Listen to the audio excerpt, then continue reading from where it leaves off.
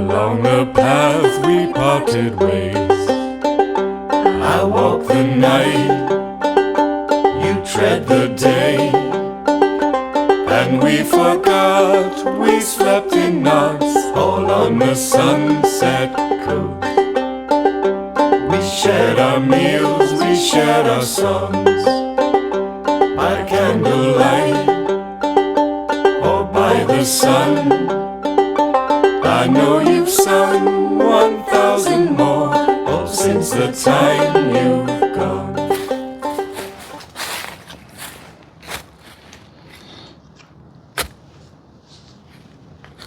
Hello everyone, this is Chad Redding here with Ruck Rabbit Outdoors. We are actually out on this beautiful late winter, early spring day to do a actual YouTube video. So it's been a while since I've done one. And the reason being is I have been extremely busy launching the brand new Ruck Rabbit Outdoors podcast. So yes, we have a podcast finally. For the last 2 years, I've been saying, oh, we got great things coming once the technology's here. Well, it's here. We launched it. It is available here on the YouTube channel. I have a special playlist just for the podcast, and it is also available on all your favorite podcatchers. It's not quite on Apple Podcast yet. I'm working on that. I'm having some technical issues with that, but it will eventually be there. It is a video podcast, so you can either watch it or you can listen to it. So I'm doing my best that it will be more geared as far as audio-wise to listening, so that people who just listen will still get as much out of it as those who watch it. But anyhow, we're out today. And what are we out for today? We are doing a day trip, and we're doing some breakfast in the woods. And what we're doing is I am trying out a new piece of gear that I have just gotten. And also I'm trying out a new company that I found. It's a Pennsylvania-based company. I met the gentleman that owns and operates it up at the Great American Outdoors Show. So if you haven't seen, I was there for a couple days, did a lot of live streaming, shot a lot of videos, talked to a lot of people up there at the Great American Outdoors Show back in February. And I met this gentleman, and it was really cool that he is based in Pennsylvania, Bedford. And I will give you more of the information on that yet, but he had some really cool options for trail food as far as like backpacking and camping food. So we're going to be trying one of the meals that I got there from him, along with a new piece of gear. So with that in mind, if the crows let us, actually those are blue jays. If the blue jays and all them let us, let's get moving here. And we're going to be looking for a campsite that I found and did a camping trip on back in January. And we're also going to kind of explore a little bit beyond that. So that camping trip was not on the YouTube channel here yet.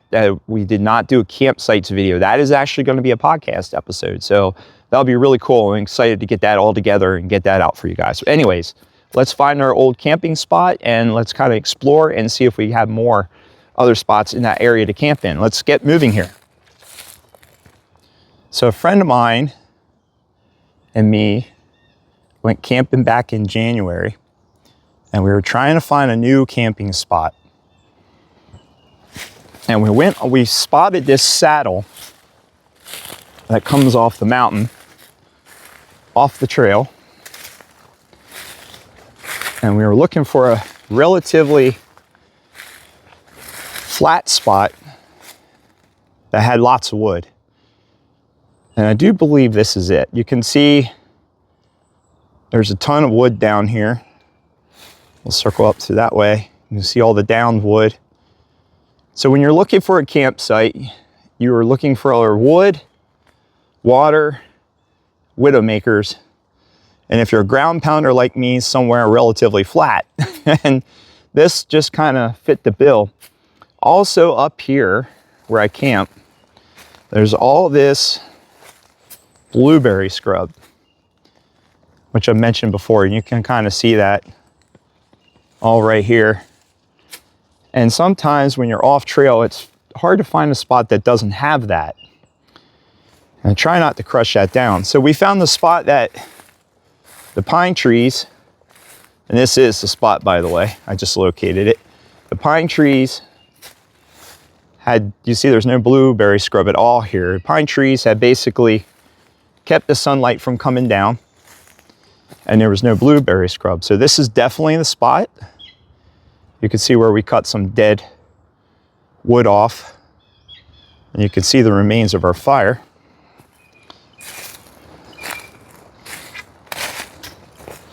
And now that's really cool. So it looks like some fungi. Actually, no, that is the remains of a candle. So this is the remains of our fire pit. We are going to be using this spot again. So I wasn't too worried about cleaning up too much. You could see some of the wood we left that was cut. But this is the saddle here. So what I want to do is walk up here a little bit and see if I can find more spots up along here that would be good for camping. So when I call this a saddle, over on this side, it actually goes down a little bit. And over on this side, it actually goes down.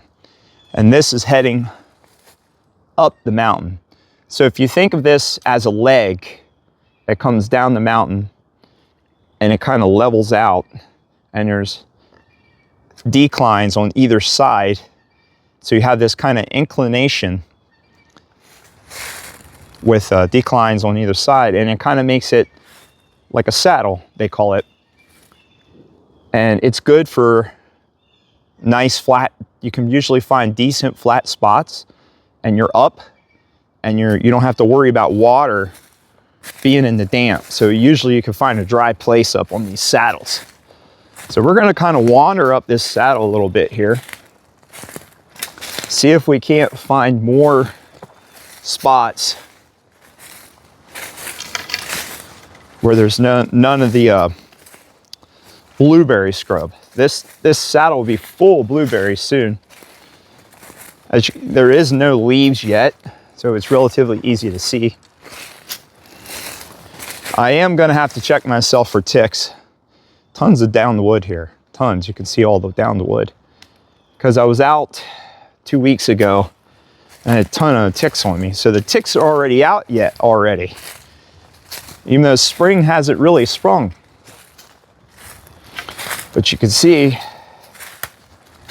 it looks relatively level here. We're on this little hillet. There's spots down in there, but over that way is a vernal pond, and I don't want to take a chance on water running. So we're going to wander up this way a little bit more.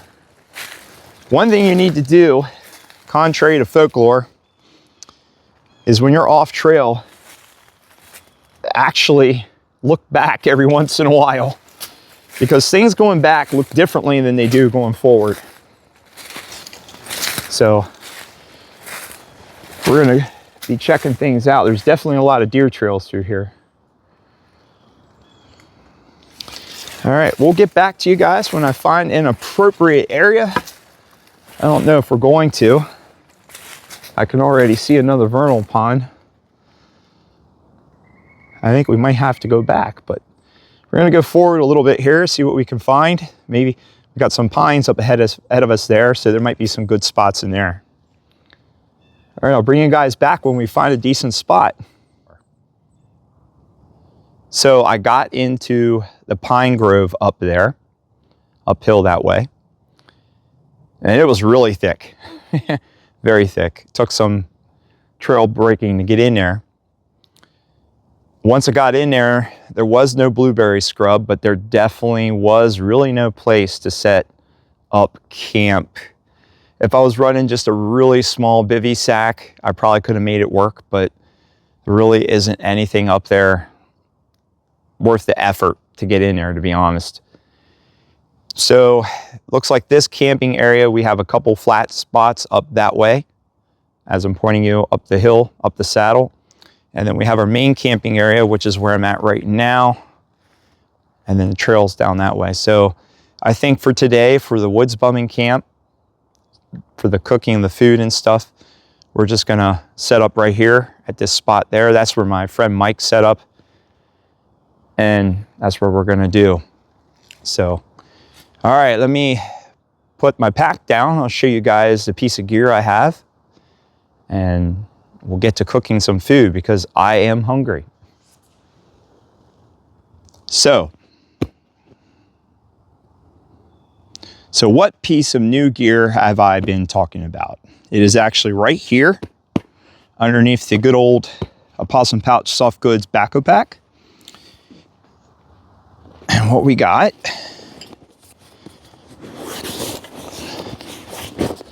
is this.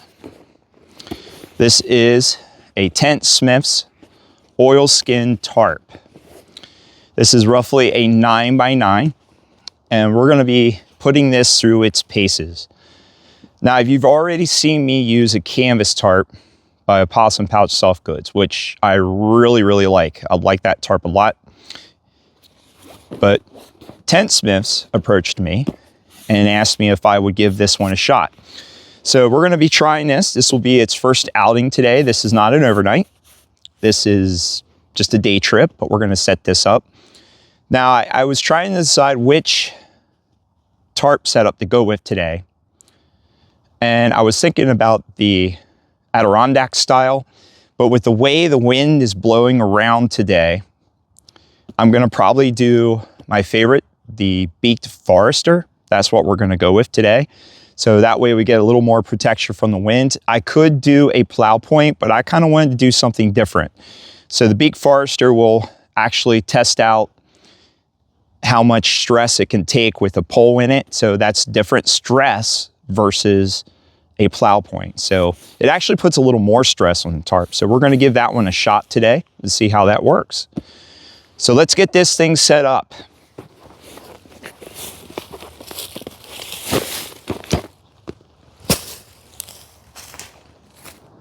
So we got the tarp set up in the Beaked Forester pitch. The advantage of this pitch versus a plow point is that the beak cuts the wind. So underneath there will be very little wind. It would almost have to come straight in at a high intensity to hit. And you don't have to use a ridge line. You do, however, have to have a pole. Now I had that pole here from the last time we camped here, so I was able to use the same pole. So let's go around the Tentsmith Oilskin Tarp, and I'll show you guys from this view. And that was kind of the front. Now I could have pulled the back out to get a little more room underneath there, but since this is just a day trip, it doesn't really matter. And you can see the beak there to the left. If I was camping, I would have pulled that back out. Here's just to give you another view of the back. And that would give you more room underneath there. But there is plenty of room underneath there for me and my gear. I just have my German pad in underneath there for now. You can see the center seam coming up over there. And there's probably, not counting the ones on the ends, 1, 2, 3 loops through the center seam down the center. Now it is definitely stretching. There was a little stretch. I adjusted it a couple times for tension because there is some stretching going on. And I chamfered the top of that pole so it shouldn't punch through. I will say it seems to be very strong oilskin canvas. We aren't going to find out how this sheds rain today unless the skies open up. It is actually supposed to rain this afternoon, but I'm hoping to be out of here by then. I don't particularly like camping or hiking in the rain, hiking out. But we are going to make breakfast now, because I am starving. It's actually getting close to lunchtime. I have the German pad there underneath. We're going to sit underneath there because that will completely block the wind. We won't have to worry about any wind hitting us. I did take it in accordance with the way the wind was coming. So the wind, as I'm facing here, is coming towards me. So the back of the tarp is facing the wind, and any wind that swirls around will be cut by the beak. All right, let's get breakfast started here because I need some tea and I need some food. Breakfast today is by this small business out of Somerset County, Pennsylvania. And I saw their stand at the Great American Outdoor Show in Harrisburg back in February. And I bought one of their meals to try. The name of the company is, as you can see, On Point Adventure Foods.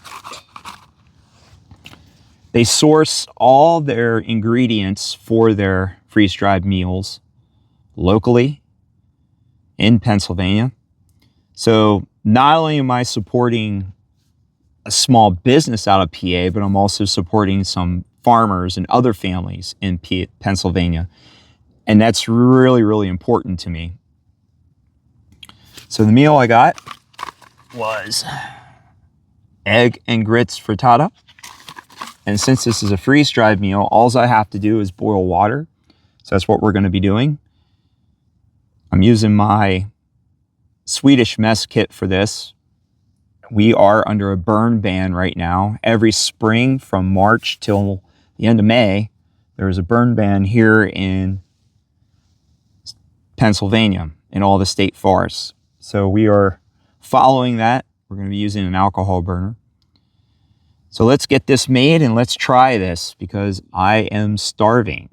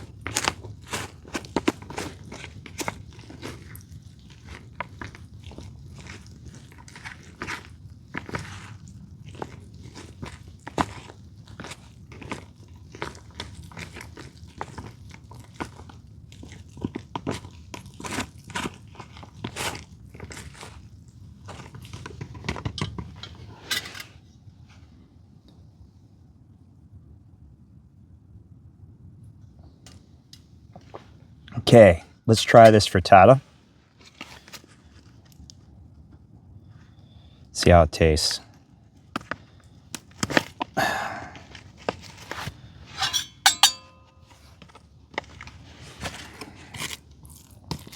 It looks really good. It smells good. Lots of stuff in there. Let's see how it tastes.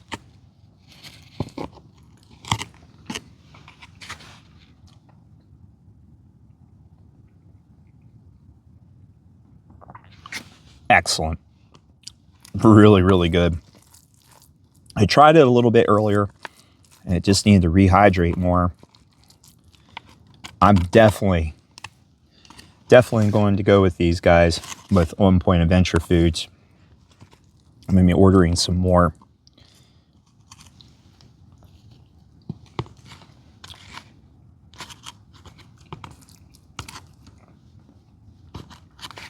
Excellent. Grits are good. Well seasoned. For me, for my taste, I would prefer a little more hotness. I would like to have some Tabasco to add in there or some kind of other seasoning. I love that the bag is not real tall. It's long versus tall, and it's got a really nice gusset. So they thought of every little thing, you know, compared to a Mountain House meal. You know, I'm using my World War I spoon, and I could get to the very bottom of that quite easily. I like that, you know.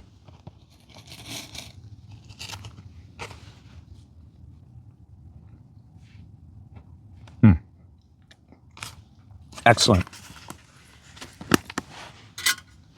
Definitely be ordering more from them. So, that concludes our little outing today.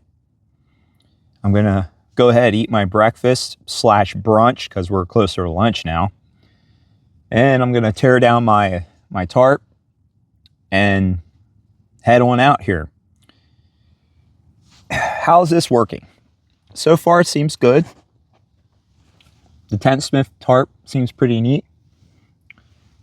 I've got to do some more trips with it, but this was a good one just to kind of get some of the stretchiness out, because any new tarp you get does stretch. We'll see. We'll put it through its paces and we'll see how well it holds up. So far, where I have the stick going up, it seems to be holding well. Whenever you use a pole, a stick like this, you definitely want to chamfer the end so you don't punch through the tarp. But we'll see going forward. So far, it seems pretty good. So we'll see. So that ends our little day today. I'm going to eat my food and then pack up and get out of here before the rain comes, because it is supposed to rain. I would love to spend the night, but unfortunately I can't. So till next time, guys, fair weather and safe journeys, and check out the podcast. You'll love it. It's a labor of love. So till next time, fair weather and safe journeys. And so it is, you've flown away, my friend. I think on you today. I hope sometimes you sing my songs all on the sunset.